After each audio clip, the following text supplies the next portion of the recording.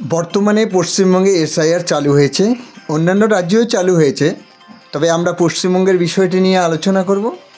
SIR আমূল বিশেষ সংশোধন, বাংলা অর্থ, বা বর্তমানে বলা হচ্ছে বিশেষ নিবিড় সংশোধন। এই এসআইআরের ভিত্তিবর্ষ ধরা হয়েছে 2002 সালকে। এই এসআইআরে মূলত তিনটি বিষয় দেখা হবে। এর সংক্ষেপে এটাকে বলা হয় স্যাট, SAD। এই স্যাটের ফুল ফর্মগুলো আমি যদি বলি তাহলে এটা ক্লিয়ার হবে সাধারণ মানুষের কাছে।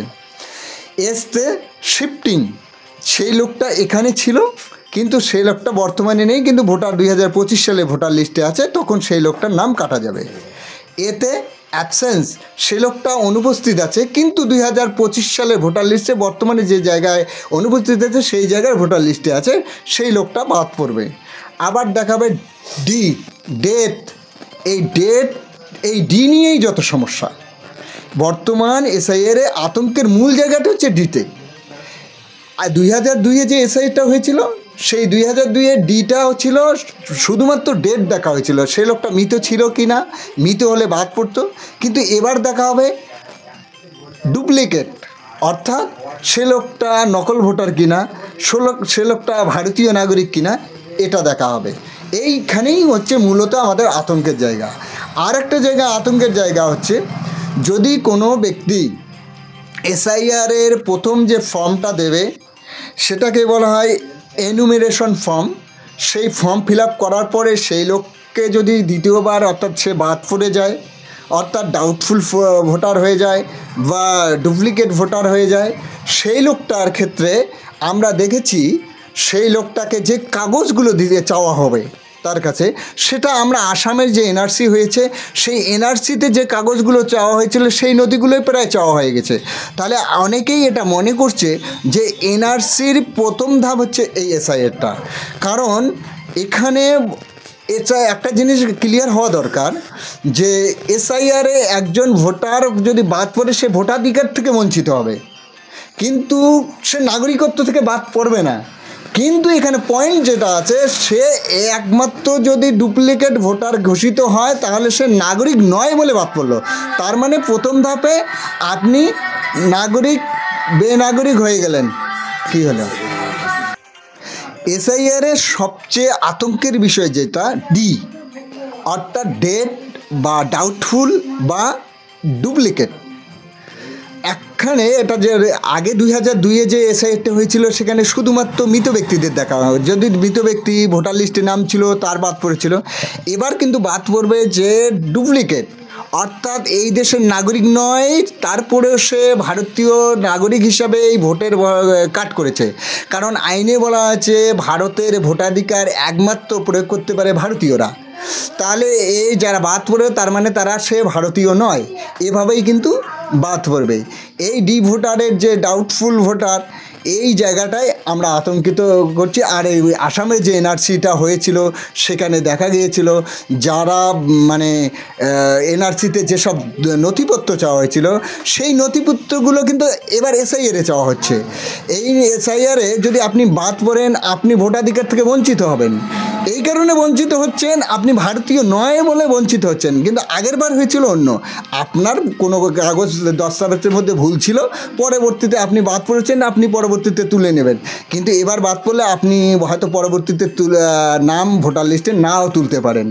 এর জন্য আমরা যে পরামর্শটা দেব, আপনারা নিজেদের কাগজ 2002-এর যে ভোটার লিস্ট আপনার হোক, আপনার বাবা মার হোক, যদি আপনার বাবার না থাকে তাহলে মায়ের দিয়ে আপনি এগিয়ে যেতে পারবেন, যদি মায়ের না থাকে বাবা দিয়ে এগিয়ে যেতে পারবেন, যদি বাবা মা দুজনকারে না থাকে তাহলে দাদু বা নানু এগুলোকে দিয়ে আপনারা কিন্তু এগিয়ে যেতে পারবেন।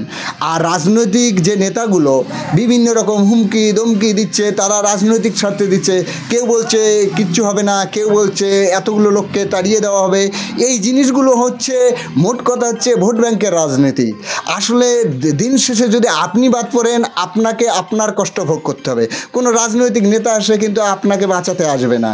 দিন শেষে যদি আপনি বেঁচে যান তো আপনার কাগজের বলে আপনি বেঁচে যাবেন, কোনো রাজনৈতিক নেতার কারণে কিন্তু আপনি বেঁচে যাচ্ছেন না। এসআইআর অনেকেই বলছে যে হতে দেবো না, কিন্তু এখন এসআইআর হয়ে যাচ্ছে। অনেকেই বলছে এসআইআরটা আমরা করাচ্ছি, এটা কিন্তু না। এসআইআর একটা স্বাভাবিক প্রক্রিয়া, এর আগেও হয়েছিল, কিন্তু এবার যে পদ্ধতিতে হচ্ছে এসআইআরটা, সেই এসআইআরের পদ্ধতিটা নিয়ে এবং যে ইন্টেনশনালি যে বক্তব্যগুলো দেখা যাচ্ছে এবং নির্বাচন কমিশনের উপরে যে আরোপগুলো আসছে, নির্বাচন কমিশনকে ভোট চোরের অভিযোগে বিরোধী দলনেতা অভিযুক্ত করছে, এক্ষেত্রে আমরা নির্বাচন কমিশনকে নিয়ে আমরা সঠিকভাবে আর কি স্যাটিসফাইড হতে পারছি না। নির্বাচন কমিশনের প্রতি আমাদের কোথায় যেন একটা প্রশ্ন থেকেই যাচ্ছে। আর নির্বাচন কমিশনের প্রতি অত্যাধিক কেন্দ্রীয় সরকারের যে দল আছে বর্তমানে প্রধান শরিক দল বিজেপি, তার যে নেতা নেত্রীর অত্যাধিক যে বিশ্বাস, সে বিশ্বাসটা কেন আসবে? এসআইআর যদি সমানভাবে হয় তাহলে তাদের বিশ্বাসটা এত কেন? তারা একটা নির্দিষ্ট শ্রেণীকে বারবার বার করে দিতে চায়। আমরা যদি আসামের এনআরসির দিকে দেখি, 6 লক্ষ মুসলিম জনগোষ্ঠীর লোক বাদ পড়েছে, বাঙালি হিন্দু 9 লক্ষ বাদ পড়েছিল। এই বাঙালি হিন্দু 9 লক্ষ বাদ পড়েছিল, এদের আজ পর্যন্ত কি হয়েছে কেউ কিন্তু জানে না। যারা ডিটেনশন ক্যাম্পে গেছে তাদের কি হয়েছে তারা কিন্তু আজ পর্যন্ত জানে না। তাই রাজনৈতিক নেতাদের প্ররোচনায় পা দিয়ে মিছিলে মিটিংয়ে হেঁটে আমি বেঁচে যাব বা অমুক ওই শ্রেণীর লোকগুলো বাদ পড়বে, এই চিন্তাভাবনা নিয়ে থাকবেন না। আপনারা আপনাদের কাগজ দস্তাবেজ যেগুলো চেয়েছে সেই কাগজগুলো রেডি করুন। যদি আপনি একটা না পান আরেকটার দিকে যাবেন, এভাবে এগোনোর চেষ্টা করুন। আমি দেখেছি আমার কাছে বহু লোক আসে সেই এসআইআর বিষয়গুলো নিয়ে। আমি দেখেছি যারা সেই সময়টা শিফটিং ছিল, মানে হয়তো বাইরে কাজ করতে গেছিলো, 2002-এ তাদের নাম ওঠে নাই।